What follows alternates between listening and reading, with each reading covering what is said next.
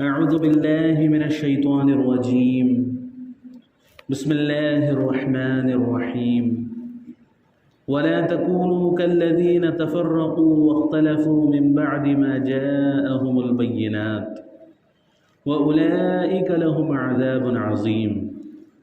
اللہ تعالیٰ سے دعا ہے کہ اللہ تعالیٰ حق بات کہنے کی، صحیح طریقے سے سننے کی، سمجھنے کی اور عمل کرنے کی توفیق عطا فرمائے۔ کہیں تم ان لوگوں کی طرح نہ ہو جانا جو فرقوں میں بڑھ گئے اور کھلی کھلی واضح ہدایات پانے کے بعد پھر اختلافات میں مبتلا ہوئے۔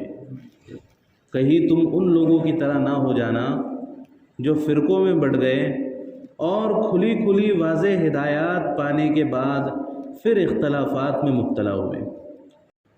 اب اللہ رب العزت یہاں پر فرقوں میں بٹنے سے منع فرمایا کہ فرقہ واریت مت پھیلاؤ، فرقوں میں مت بٹو۔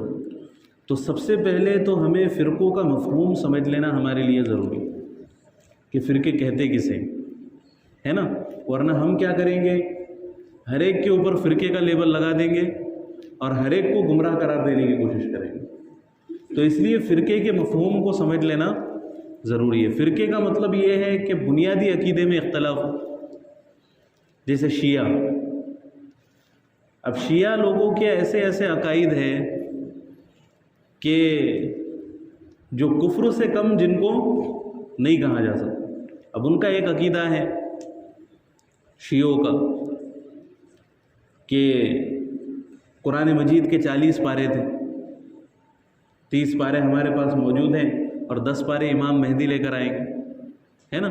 اور ایک عقیدہ یہ ہے کہ اصل میں نبوت جو ملنے والی تھی وہ حضرت علی رضی اللہ عنہ کو ملنے والی، لیکن غلطی سے نعوذ باللہ حضرت محمد صلی اللہ علیہ وسلم کو مل گئی، ہے نا۔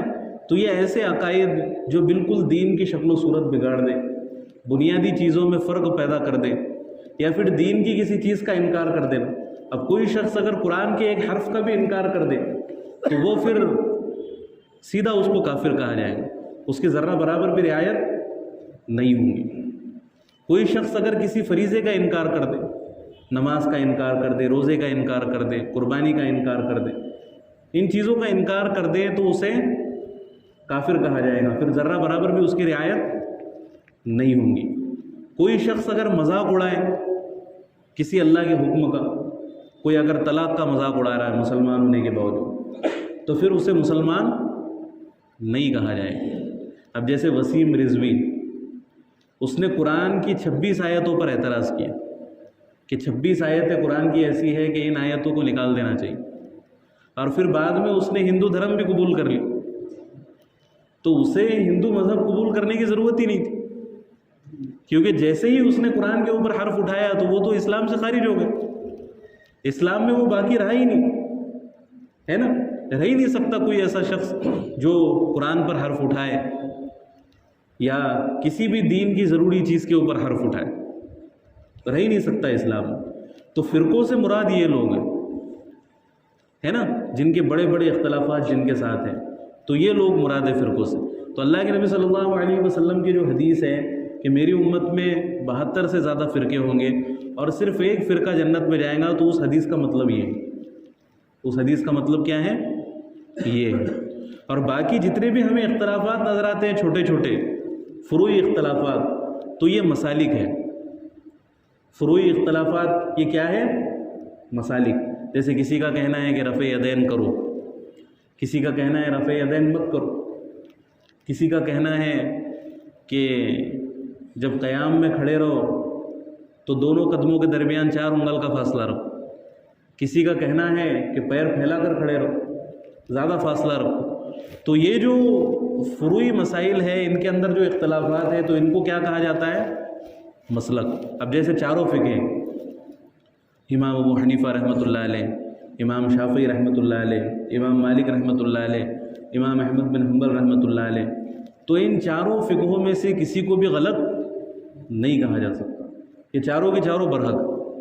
اب ہمارے ذہن میں یہ سوال پیدا ہوگا کہ بھائی جب چاروں کے درمیان اختلاف ہے نا، کوئی کہہ رہا ہے رفع یدین کرو، کوئی کہہ رہا ہے مت کرو، تو پھر دونوں میں سے ایک تو غلط ہونا چاہیے، دونوں میں سے ایک تو غلط ہونا چاہیے۔ یہ پورے برحق کیسے ہے؟ یہ پورے برحق کیسے؟ چاروں کے چاروں صحیح کیسے ہو سکتے؟ اب جب دو لوگوں میں اختلاف ہو رہا ہے کسی چیز کو لے کر، تو ظاہر سی بات ہے کہ اس میں سے ایک صحیح کہہ رہا ہوگا اور دوسرا غلط کہہ رہا ہوگا، ایک صحیح راستے پر ہوگا ایک غلط راستے پر ہوگا، ہے نا؟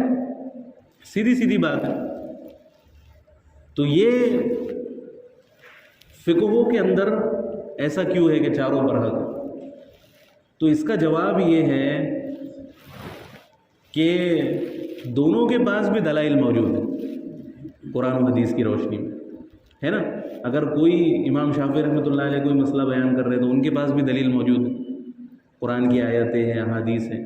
امام ابو حنیفہ رحمۃ اللہ علیہ کوئی مسئلہ بیان کر رہے ہیں تو ان کے پاس بھی دلائل موجود ہیں۔ اور یہ ایسے مسائل ہیں کہ ان کو اللہ کے نبی صلی اللہ علیہ وسلم نے مکمل طور پر واضح نہیں فرمایا۔ اب جیسے صحابہ اکرام رضوان اللہ علیہم اجمعین، ان کے درمیان بھی اختلاف۔ حضرت عبداللہ ابن مسعود رضی اللہ عنہ رفع یدین نہیں کیا کرتے تھے، رفع یدین کے قائل نہیں تھے۔ اور امام ترمذی رحمۃ اللہ علیہ نے یہ بھی نقل کیا ہے کہ اہل مدینہ میں سے بہت سارے لوگ ایسے تھے جو رفع یدین نہیں کیا کرتے، اور اس کے مقابلے میں پھر غالباً حضرت عبداللہ ابن عباس رضی اللہ عنہ وہ رفع یدین کیا کرتے۔ تو صحابہ اکرام کے درمیان بھی ان چیزوں میں اختلاف رہا، اور یہ اختلافات افضل غیر افضل ہونے میں تو صحابہ اکرام کے درمیان بھی رہا۔ اب اللہ کے نبی صلی اللہ علیہ وسلم نے ایک لشکر کو بھیجا اور ان سے کہا کہ عصر کی نماز تم نے اپنے مقام پر پڑھنا، جہاں کا بھی انہیں حکم دیا گیا کہ عصر کی نماز تمہیں وہاں پر پڑھنا۔ اب راستے میں صحابہ اکرام رضوان اللہ علیہم اجمعین کے درمیان اختلاف ہو گئے، مغرب کا وقت قریب آنے لگا، مغرب کا وقت داخل ہونے لگا، دونوں کے درمیان اختلاف پیدا ہو گیا، دو گروپ بن گئے صحابہ اکرام۔ ایک کہنے لگا کہ ہم یہیں پر نماز پڑھ لیں گے، کیونکہ اللہ کے نبی صلی اللہ علیہ وسلم نے جو یہ کہا تھا کہ عصر کی نماز وہاں پر جا کر پڑھنا، اس کا مطلب یہ تھا کہ تم جلدی پہنچو وہاں پر، عصر سے پہلے پہلے پہنچ جاؤ اور عصر کی نماز وہاں پر پڑھو۔ آپ صلی اللہ علیہ وسلم کی منشا یہ نہیں تھی کہ عصر کی نماز قضائی کر دو، چھوڑی دو۔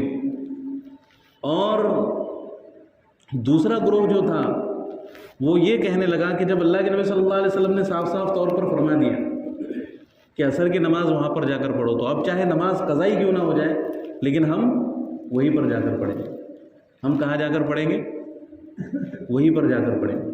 اب دونوں گروہوں میں اختلاف ہو گیا، تو جن صحابہ کی رائے یہ تھی کہ ہم یہیں پر نماز پڑھ لیں گے انہوں نے وہی نماز پڑھی، اور جن صحابہ کی رائے یہ تھی کہ نہیں ہم وہی جا کر نماز پڑھیں گے تو انہوں نے وہی جا کر نماز پڑھی۔ پھر جب معاملہ اللہ کے نبی صلی اللہ علیہ وسلم کے پاس پہنچا، اللہ کے نبی صلی اللہ علیہ وسلم نے فرمایا کہ دونوں نے صحیح کیا۔ دونوں نے کیا کیا؟ صحیح کیا، کیونکہ دونوں کی منشا کیا تھی؟ نبی کریم صلی اللہ علیہ وسلم کے حکموں پر عمل کرنا، نبی کریم صلی اللہ علیہ وسلم کے حکموں پر عمل کرنا۔ اور کوئی بھی قرآن و حدیث کے بارے میں کچھ کہتے ہوئے یہ نہیں کہہ سکتا کہ بھائی میری رائے 100% درست ہے، میری ہی رائے 100% درست ہے، اس کے علاوہ دنیا میں کسی کی رائے 100% درست نہیں ہو سکتی، کوئی دعویٰ نہیں کر سکتا، کیونکہ اللہ نے اس پر مہر تھوڑی لگائی تمہاری رائے کے اوپر، اللہ کی طرف سے مہر لگی ہوئی نہیں ہے، اور نبی کریم صلی اللہ علیہ وسلم کی طرف سے بھی مہر لگی ہوئی۔ تو جب رائے ہے، اس رائے کے اوپر دلائل بھی موجود ہے، تو پھر اس میں غلطی کا احتمال بھی موجود ہے۔ تو معاملہ یہ ہے کہ جو حنفی لوگ ہیں تو وہ یہ کہیں گے کہ ہمارے نزدیک ہماری رائے بہتر ہے، لیکن اس میں غلطی کا احتمال ہے، ہم 100% اس پر ٹھپا نہیں لگاتے کہ بالکل غلطی ہم سے ہو ہی نہیں سکتی سرزد۔ اور امام شافعی رحمۃ اللہ علیہ کے ماننے والے جو لوگ ہیں وہ یہ کہیں گے کہ بھئی ہماری رائے ہمارے نزدیک درست ہے، لیکن اس میں غلطی کا احتمال ہے، ہو سکتا ہے کہ عند اللہ ان کی رائے درست ہو۔ اور یہ جو اجتہادی غلطیاں ہیں، یہ جو خطائیں ہیں، یہ اللہ رب العزت کے نزدیک پکڑ والی چیز بھی نہیں ہے، اللہ رب العزت کے نزدیک مغفور ہے، اللہ رب العزت کے نزدیک کیا ہے؟ مغفور ہے۔ اب جیسے حضرت امیر معاویہ رضی اللہ عنہ اور حضرت علی رضی اللہ عنہ کے درمیان اختلاف ہو، یہاں تک کہ لڑائی تک نوبت پہنچ گئی. کتنا بڑا اختلاف ہوا, جنگ ہوئی, کتنے صحابہ شہید ہوئے, اتنا بڑا اختلاف ہوا, لیکن دونوں میں سے بھی ہم کو کسی کو برا بولنے کی اجازت نہیں ہے, کیونکہ اجتہادی غلطی تھی. حضرت علی رضی اللہ عنہ کے بارے میں کہا جاتا ہے کہ وہ حق پر تھے, کیونکہ خلیفہ وقت تھے. علماء کا جو موقف ہے وہ بیان کر رہا ہوں. حضرت علی رضی اللہ عنہ کے بارے میں اکثر علماء کی رائے یہ ہے کہ وہ حق پر تھے, اور امیر معاویہ رضی اللہ عنہ سے اجتہادی خطا ہوئی. ان کی بھی کوئی نیت میں شر اور فساد نہیں تھا, ان کی بھی نیت میں کوئی بگاڑ نہیں تھا, اجتہادی خطا تھی, اور وہ اس کو برحق سمجھتے تھے, اور اتنا برحق سمجھتے تھے کہ اس کے لیے لڑنے کو بھی تیار, اس کے لیے لڑنے کو بھی صحیح سمجھتے تھے. لیکن اس کی وجہ سے ان کو برا بھلا نہیں کہا جائے گا, کیونکہ جب اللہ کے نبی صلی اللہ علیہ وسلم نے صاف طور پر فرما دیا کہ اجتہادی خطا مغفور ہے, اللہ تعالیٰ کے نزدیک معاف ہے, تو پھر ہم کون ہوتے کسی کے اوپر لان تان کرنے والے, کسی کے اوپر ملامت کرنے والے. اللہ کے نبی صلی اللہ علیہ وسلم نے فرمایا کہ کسی شخص کے اندر اگر اجتہاد کرنے کی صلاحیت ہے اور پھر وہ اجتہاد کرتا ہے, صحیح حدیث ہے, اجتہاد کرتا ہے اور اس سے غلطی ہو جاتی ہے اجتہاد کرنے میں, تو اللہ کے نبی صلی اللہ علیہ وسلم فرماتے ہیں کہ اس کے اجتہاد پر اسے ایک نیکی ملتی, غلطی کرنے کے باوجود کیا ملتا ہے, ایک نیکی ملتی ہے. اور اگر وہ صحیح کر لے, غلطی نہ کرے اس کے اندر, تو پھر اسے اور بہت زیادہ اجر و ثواب ملتا ہے. لیکن کوئی شخص ایسا ہے جو اجتہاد کرنے کی صلاحیت نہیں رکھتا, لیکن پھر بھی جان بوجھ کر اس میں جائے, اس میں مہارت نہیں ہے لیکن پھر بھی جان بوجھ کر اس میں جائے اور اجتہاد کرنے کی کوشش کرے, اور پھر وہ غلطی کرے, تو پھر اگر وہ صحیح چیز تک بھی اگر وہ پہنچ جائے گا تو پھر اسے ثواب نہیں ملے گا بلکہ گناہ ملے گا, ہے نا. اس کی مثال ایسی لے لو, اب جیسے ایک ڈاکٹر ہے, حکومت نے بہت جانچ پڑتال کے بعد اس کو ڈگری دی ہے نا, اور اس کو اجازت دی کہ بھئی آپ اب علاج کر سکتے ہیں. اب کوئی شخص اٹھ کر کھڑا ہو جائے کہ نہیں بھائی میں تو اس ڈاکٹر سے زیادہ ماہر ہوں, ہے نا, میں نے تو اتنی کتابیں پڑھ لیا ڈاکٹری کی, بڑے میں نے کتب خانے چاٹ لیا ڈاکٹری کی, میں بہت ماہر ہوں, میرے پاس علاج کرا, اور وہ بیٹھ جائیں دواخانہ کھول کر, تو حکومت کیا کریں گی اس کے ساتھ؟ وہ کتنے بھی دلائل دے تو حکومت کیا کریں گی؟ اس کو اجازت نہیں ہوں گی یہ کام کرنے کی, ہے نا. تو اسی طرح یہ بھی معاملہ ہے, تو سارے علوم اگر مکمل ہو تو پھر اس کے بعد میں اجتہاد کی گنجائش ہے, ورنہ ایسا نہیں کہ بھئی ایک پڑھ لی اور اجتہاد شروع کر. اور اجتہاد بھی ایک دو مسئلوں کا نام نہیں, یہ بہت بڑی غلط فہمی ہے آج کے زمانے کہ ایک مسئلہ ہم کو معلوم ہو گیا, ایک قرآن کی آیت معلوم ہوگی, بس ہو گیا ہم, ہے نا. یہ بہت بڑی غلط فہمی, کیونکہ زندگی کے جو 24 گھنٹے کے مسائل ہیں وہ پورے قرآن کی روشنی میں گزارنا ہے نا, یا ایک دو ہی عمل کرنا ہے ہم کو قرآن کی روشنی میں, حدیث کی روشنی میں, پوری 24 گھنٹے کی زندگی گزارنا. اب ایک چیز کے بارے میں ہم کو معلوم ہے اور باقی 50 چیزیں جو ہیں, اب اس کے بارے میں ہم کیا کریں گے پھر؟ اور قرآن سے اگر ان مسائل کو تلاش کریں گے تو بہت سارے لوگ تو پہنچیں گے بھی نہیں وہاں تک, ہے نا. تو اس لیے اللہ رب العزت نے کیا راستہ رکھا ہے کہ فَاسْأَلُوا أَهْلَ الذِّكْرِ إِن كُنتُمْ لَا تَعْلَمُونَ, کہ اگر معلوم نہ ہو تو پوچھ لو, اور اگر معلوم کرنے کا شوق ہے تو معلوم کرو, ہے نا.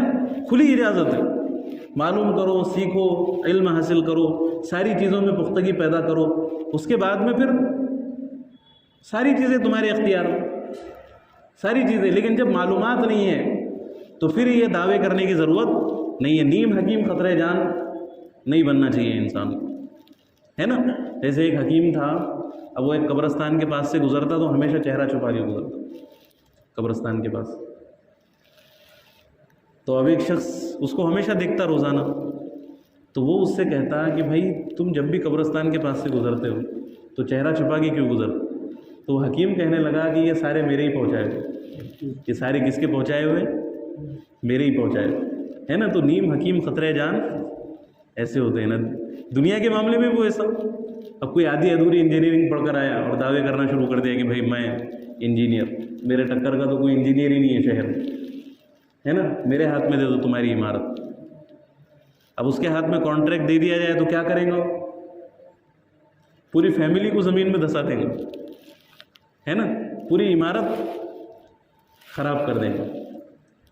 تو کسی بھی چیز میں اگر نامکمل علم ہو تو وہ نقصان دہ ہوتا ہے۔ تو دنیاوی علوم میں تو خیر اگر ہو بھی نامکمل علم تو چلو دنیاوی نقصان ہے، چھوٹا نقصان ہے، لیکن آخرت کے بارے میں اگر ایسا معاملہ ہو تو پھر اس میں کیا ہے؟ بڑا نقصان ہے۔ یہ جو مسائل کا بتانا ہے بہت بڑی ذمہ داری ہے نا۔ اب یہ جو علماء بھی ہے جو ہمیں نظر آتے ہیں آج کے زمانے میں، تو یہ بھی پورے مکمل قرآن و حدیث سے مسائل اخذ کر کے تھوڑی بتاتے۔ جو علماء نے پہلے بیان کیے ہوئے مسائل ہیں، نکالے ہوئے، جنہوں نے اپنی زندگیاں لگائی قرآن کو سمجھنے میں، احادیث کو سمجھنے میں، اور اس کے بعد مسائل لکھے ہوئے، تو اس میں سے مسائل بتائے جاتے، اس میں سے مسائل بتائے جاتے۔ اب ہر آدمی اگر نکالنا شروع کر دے تو پھر ابھی تو 4 مسالک ہیں، ہر آدمی اگر اپنا اپنا نکالنا شروع کر دے تو کتنی آبادی ہے؟ اتنے مسلک بن جائیں گے، ہے نا۔ ہر آدمی اپنے حساب سے الگ فیصلہ کرنا شروع کر دے گا، ہے نا۔ تو اس لیے قرآن فہمی کا ایک طریقہ یہ بھی ہے، اب یہ جو تفسیریں وغیرہ لکھی ہوئی علماء ہی کی لکھی ہوئی، علماء نے علوم حاصل کیے، قرآن مجید کو سمجھا، اس کے بعد میں تفسیریں لکھی، تو انہی تفسیروں کے محتاج ہیں قرآن سمجھنے کے لیے۔ جس کو بھی سمجھنا ہے انہی تفسیروں کو پڑھنا پڑے، اور اس کی زیادہ وضاحت ہو تو وہ بھی علماء ہی کے ذریعے سے ملے گی، ہے نا، اسی کے ذریعے سے پتہ چلے گا۔ تو اس لیے ایک چیز تو یہ ہے کہ علم حاصل کرو، اور دوسری چیز یہ کہ اگر علم حاصل کرو مکمل طور پر، اور دوسری چیز یہ کہ اگر ہمارے پاس اتنا وقت نہیں ہے، ہم وقت نہیں دے سکتے، اور ہر انسان نہیں دے سکتا۔ اب جیسے مثال کے طور پر میں سب سے کہوں کہ پورا جتنا بھی مجمع بیٹھا ہو کہ بھئی آج سے آپ کسی سے مسئلہ نہیں پوچھیں گے، سب قرآن مجید اٹھاؤ اور سب اپنے اپنے مسائل نکال کر عمل کرو، ہے نا۔ تو کتنے لوگ کر سکتے ہیں ایسے؟ کتنے لوگ کر لیں گے، ہے نا۔ پورا وقت دینا پڑے گا، پھر 24 گھنٹے دینے پڑیں گے اس کے لیے، یا کم سے کم 8 گھنٹے نکالنا پڑیں گے اس کے لیے مسائل حل کرنے کے لیے، ہے نا۔ تو اس لیے جب ہمارے پاس وہ نہیں ہے تو جن لوگوں نے علم حاصل کیا ان سے حاصل کرو۔ ارے ہمارے گھر میں اگر کنواں نہیں ہے تو کہاں سے پانی لیتے ہیں ہم؟ سیدھی کامن سینس کی بات، ہمارے گھر میں اگر کنواں نہیں ہے تو بازو والے کے کنویں سے پانی لے لو۔ اب ایسا نہیں کہ ہم کنواں کھودتے بیٹھیں گے وہاں پر کہ نہیں میں تو کنواں کھود کر پیوں گا، ہے نا، تو وہ کنواں کھودنے تک مر جائیں گے ہم، ہے نا۔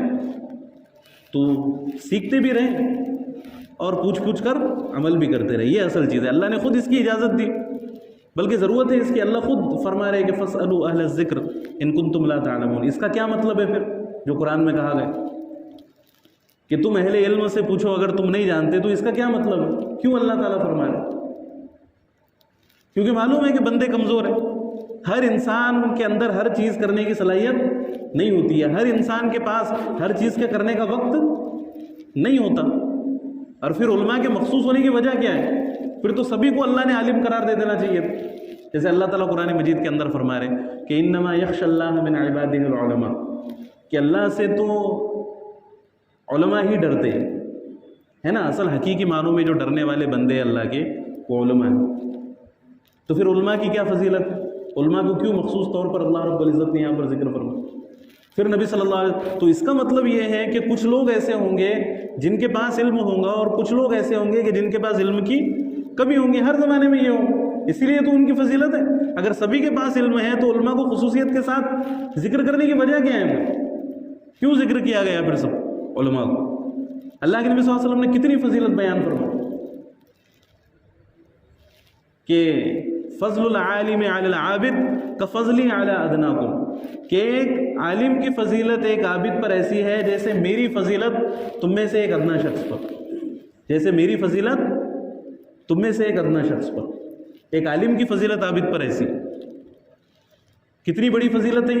اب اللہ کے نبی صلی اللہ علیہ وسلم کہا، آپ کا کیا مرتبہ، اور ایک صحابی کہا، اور ایک عالم کی فضیلت اللہ کے نبی صلی اللہ علیہ وسلم نے کہاں سے کہاں پہنچا؟ یہ صحیح حدیث ہے۔ تو کیا ضرورت تھی اتنی فضیلت دینے الگ سے ذکر کرنے کی، جب سب ایک ہی جیسے؟ علماء کی کوئی فضیلت نہیں ہے، کوئی مقام نہیں ہے، کوئی مرتبہ نہیں، اور ان کے پاس علم نہیں، ہے نا. اور یہ ایک مقام نہیں، جگہ جگہ پر اللہ رب العزت نے فرمایا، جگہ جگہ پر نبی کریم صلی اللہ علیہ وسلم نے فرمایا، ایک دو جگہ کی بات نہیں ہے. تو سب کا معاملہ ایک جیسا نہیں ہوتا. دنیاوی معاملات میں ہم برابر اس کے اوپر عمل کرتے ہیں کیونکہ دنیا کا فائدہ جڑا ہوا ہے اس کے ساتھ. اگر دنیاوی معاملات میں یہ حرکتیں کریں گے ہم کہ نہیں بھائی ہم ہی کرتے ہیں ہمارے دل سے، تو پھر کیا ہوگا؟ نقصان ہوگا. تو اس لیے وہاں پر نہیں دکھاتے. لیکن دین کے معاملے میں چونکہ آخرت کا معاملہ ہے، ادھاری کا معاملہ ہے، آخرت کا معاملہ ہے، اور آخرت پر تو پہلے ہی اتنا یقین نہیں ہے نا. تو آخرت کے معاملے میں پورا ہنر اپنا دکھا دیں گے، پورا ہنر، ساری چیزیں اپنی دکھا دیں گے، ہے نا. تو آخرت کے معاملے میں یہ چیزیں نہیں ہونا چاہیے. بہت زیادہ اللہ کے عذاب سے ڈرنا چاہیے. حضرت امام محمد رحمۃ اللہ علیہ سے کسی نے پوچھا کہ آپ کا حال کیا ہے؟ تو امام محمد رحمۃ اللہ علیہ نے فرمایا کہ وہ شخص کی کیا حالت پوچھتے ہو کہ جس کی گردن کو اس کی قوم نے جہنم پر سے گزرنے کا پل بنا رکھا ہو، جہنم پر سے گزرنے کا پل بنا رکھا ہو. یہ کیوں فرمایا امام محمد رحمۃ اللہ علیہ؟ کیونکہ سارے لوگ کن سے مسائل پوچھتے تھے؟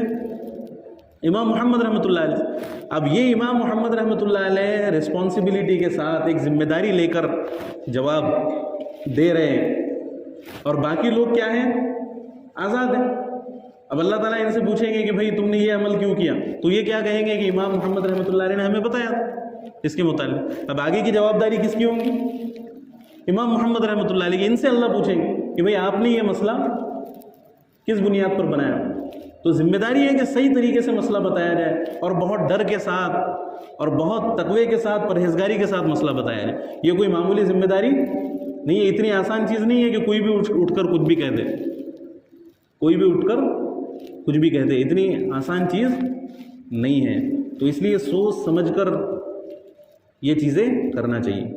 تو یہ مسالک ہے نا، یہاں سے بات نکلی تھی. یہ مسالک ہیں، اور یہ جتنے بھی مسالک ہیں، چھوٹے موٹے جو اختلافات ہیں جو قرآن و حدیث کی واضح نصوص کے خلاف نہیں ہیں، اور فروعی مسائل میں اختلاف کی گنجائش ہے. جن مسائل میں اختلاف کی گنجائش ہے ان میں اگر اختلاف ہے تو یہ کیا ہے؟ فروعی مسائل. تو اس میں سے کوئی بھی گمراہ نہیں ہے. ان مسائل کی وجہ سے کسی کو بھی گمراہ نہیں کہا جا سکتا، اور کسی کے اوپر بھی جہنمی ہونے کا فتویٰ نہیں لگایا جا سکتا. یہ سارے کے سارے برحق ہیں، سارے کے سارے اپنی جگہ پر صحیح ہیں، سب کے پاس دلائل ہے نا. تو یہ فرمایا گیا. اب ہم نے کیا کیا؟ سب کو گمراہ سمجھنا شروع کر دیا کہ بس میں صحیح. تو اس کی وجہ سے سارے معاملات بگڑ. اور دنیاوی معاملات میں ایسا نہیں ہے. ہمارے پاس دنیاوی معاملات میں کسی سے بھی ہمارا لین دین بھی ہو رہا ہے، کاروبار بھی ہو رہا ہے، رشتہ داریاں بھی ہو رہی ہیں. لیکن جہاں دین کے معاملے میں معاونت کی بات آئی تو ہم کیا کریں گے؟ ان کا مسلک کون سا ہے؟ وہ کون سے مسلک سے، وہ کون سی جماعت سے، ہے نا. دین کے معاملے میں جہاں دین کو مضبوط کرنے کی بات آئیں گی تو وہاں پر اختلافات شروع ہو جائیں گے. لیکن کسی دکان پہ سودا خریدنے کے لیے جائیں گے تو وہاں نہیں پوچھیں گے. یہاں تک کہ رشتے بھی ہو رہے ہیں، رشتے بھی ہو رہے ہیں، ساری چیزیں ہو رہی ہیں دنیاوی اعتبار سے. تو یہی فرمایا گیا کہ فرقہ واریت میں مت بٹو، اور اتحاد و اتفاق کی بھی دعوت دی جائیں گی. تو یہ بھی ایک مضحک کا خیز بات ہے کہ ہر آدمی کیا دعوت دیں گا کہ بھائی اتحاد تم کو قائم کرنا ہے تو میرے پیچھے چلو. اتحاد تم کو قائم کرنا ہے تو کس کے پیچھے چلو؟ میرے پیچھے. یعنی میں جس راستے پر چل رہا ہوں تم سب اسی راستے پر آ جاؤ تو اتحاد قائم ہے. تو یہ تو اتحاد قائم ہو ہی نہیں سکتا اس طریقے سے. اللہ کے نبی صلی اللہ علیہ وسلم کے زمانے میں کیسا اتحاد تھا؟ کچھ اختلافات تھے بھی بنیادی، کچھ اختلافات تھے بھی فروعی مسائل میں، تو ان کو قطع نظر کر کے بنیادی چیزوں میں مضبوط کیا گیا. حضرت ابو بکر صدیق رضی اللہ عنہ کے دور میں یہی اتفاق رہا ہے نا. اس زمانے میں بھی کچھ صحابہ ایسے تھے جن کا اختلاف تھا کچھ مسائل میں، لیکن پھر بھی متفق رہے. جو بنیادی چیزیں تھیں صحابہ اکرام سب مل کر انجام دیا کرتے تھے. دین کے جو بھی کام ہوتے سب اس میں شریک ہوا کرتے تھے.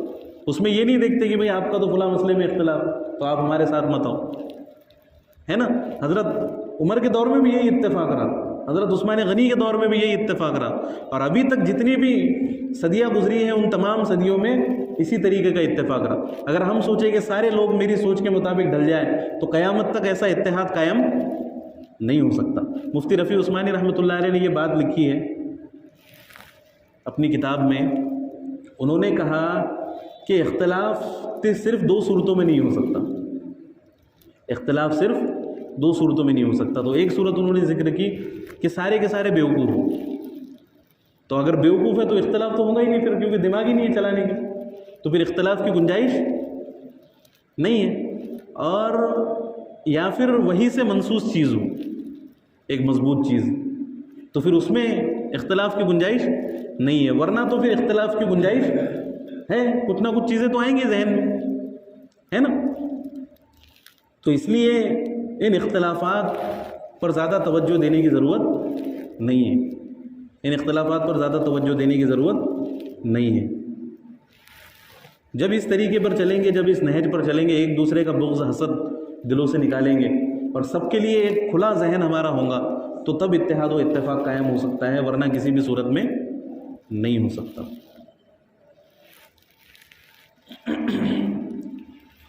اور واضح چیزوں کے مل جانے کے بعد پھر بھی انہوں نے اختلاف کیا. اب بہت سارے لوگ ایسے ہوتے ہیں، یہ تو ایک معذور ہے انسان اختلاف میں، لیکن بہت سارے لوگ کیا ہوتے ہیں، ہٹ ڈرمی کی وجہ سے اختلاف کرتے ہیں. اس کو کہیں گے جہالت پر اترنا، یعنی ہم جو بولے وہ قاعدہ ہے نا. بہت سارے لوگوں کا مزاج ہوتا ہے. تو پھر یہ ہٹ ڈرمی والا معاملہ ہے. اس کے اوپر تو بہت پکڑ سخت ہے، بہت سخت پکڑ ہے اللہ رب العزت. بلکہ اللہ تعالیٰ اس عمل کی وجہ سے تو مہر لگا دیتا ہے. یہ تکبر ہے، حق بات کو معلوم ہوتے ہوئے جھٹلانا کہ بھئی یہ چیز قرآن میں لکھی ہوئی ہے، مطلب بھی واضح ہے، لیکن پھر بھی نہیں ماننا. نہیں، ہم تو وہی سمجھیں گے، وہی مفہوم نکالیں گے قرآن سے جو ہمارے سمجھ میں آتا ہے، وہی چیز لیں گے. اب یہ گمراہ کرنے والے جو لوگ ہیں تو انہوں نے بھی قرآن ہی کا سہارا لیا، بیچ میں قرآن ہی کو رکھیں گے کیونکہ مجبوری ہے نا. قرآن سے ہٹ کر کوئی بات کریں گے تو کوئی مانے گا ہی نہیں. تو یہ گمراہ کرنے والے جو لوگ ہیں، جتنے بھی فرقے دیکھیں گے ہم اللہ کے نبی صلی اللہ علیہ وسلم سے لے کر اب تک، تو سب نے قرآن کا سہارا لیا، غلط تشریحات بیان کی، غلط مفہوم لیا آیتوں کا، یا الٹی سیدھی تجویزیں اختیار کی قرآن کی آیتوں پکڑ کر. آدھی آیت پر عمل کیا، آدھی چیزوں کو چھوڑ دیا، کچھ اپنی مطلب کی باتیں یاد کر لی اور باقی چیزوں کو بھول گئے. تو یہ جان بوجھ کر ہٹ ڈرمی کرنا. تو اس کے اوپر اللہ رب العزت کی بہت سخت پکڑ ہے. ان تمام چیزوں سے ڈرنا چاہیے، ہے نا. یہ بہت زیادہ ڈرنے کی چیز ہے. یہ ساری چیزیں وضاحت کے ساتھ آ گئیں، لیکن پھر بھی نہیں قبول کرنا. اب مثال کے طور پر دو لوگوں میں اختلاف ہوا. اب دو لوگوں میں اختلاف ہے اگر، تو جس سے اختلاف ہے اگر ہم کو معلوم ہے کہ بھئی میری رائے صحیح ہے، تو اس سے بیٹھ کر بات کرنی چاہیے کہ بھئی میری نظر میں یہ رائے صحیح ہے، میرے پاس یہ دلیل ہے نا، یہ ساری چیزیں. لیکن اگر کوئی یہ کہے کہ بھئی نہیں، میرے پاس دلیل بھی نہیں ہے، کچھ بھی نہیں ہے، اور میں صحیح ہوں، تو یہ کیا ہے پھر؟ ہٹ ڈرمی، گمراہی. اور اس کی دعوت بھی چلائے زور و شور سے کہ نہیں بھئی میں ہی صحیح، میں ہی صحیح، میں ہی صحیح، اسی کی دعوت چلائے. کوئی سمجھائے تو اس کو گالیاں دینا شروع کر دے الٹی. تو یہ حد درجے کی جہالت ہے، یہ حد درجے کی جہالت ہے، شیطانی فطرت ہے یہ چیزیں. تو اس سے ڈرنا چاہیے، ان تمام چیزوں سے بچنا چاہیے. واضح نشانیاں ملنے کے بعد، واضح باتوں کے سمجھ میں آ جانے کے بعد. وَأُولَٰئِكَ لَهُمْ عَذَابٌ عَظِيمٌ. اور اللہ رب العزت خود بھی فرما رہے ہیں کہ ان لوگوں کے لیے کیا ہے؟ بہت بڑا عذاب. یہ لوگ اللہ کے عذاب سے، اللہ کی پکڑ سے بچنے والے نہیں ہیں. تو یہ روش کسی بھی صورت میں اختیار نہیں کرنی چاہیے. جو کچھ بھی کہا گیا، سنا گیا، اللہ تعالیٰ سے دعا ہے کہ کہی گئی باتوں میں جو بھی غلطیاں کوتاہیاں ہو، اللہ تعالیٰ اس کو اپنے فضل سے معاف فرمائے اور ہم سب کو سمجھنے کے، عمل کرنے کی توفیق عطا فرمائے.